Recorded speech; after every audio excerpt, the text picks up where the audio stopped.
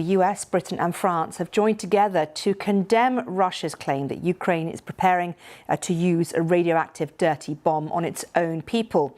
They say the allegation was transparently false and the world would see through any attempt to use it as a pretext for escalation. Well, President Zelensky also mentioned it in his nightly video address.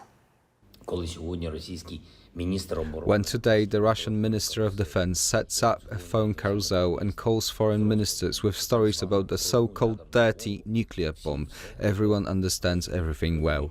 They understand the source of all the dirty things imaginable in this war. It is Russia that started nuclear blackmail at the Zaporizhia nuclear power plant. It is the trajectory of Russian missiles that goes, among others, over the Ukrainian nuclear objects. These are the Russian troops who have mined the dam and aggregates at the hydroelectric power plant and are blackmailing with blowing it.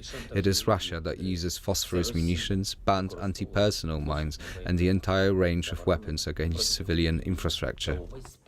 Well, the BBC's Hugo Bachega is in the Ukrainian capital, Kyiv. He gave me more details of those dirty bomb allegations.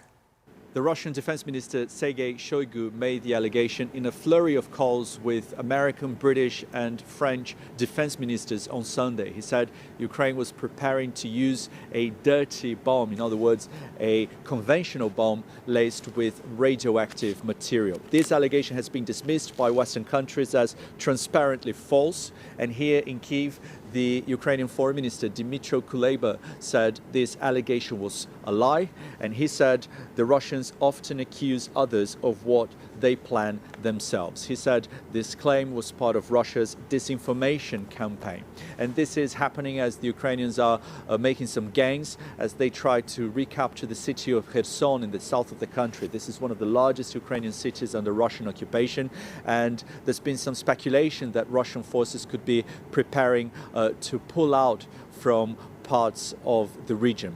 The Russian appointed officials in Kherson are carrying out the evacuation of civilians from the western bank of the city, and they have now announced the creation of a militia to defend the city. As they say, Ukrainian forces are preparing a large-scale offensive to recapture Kherson.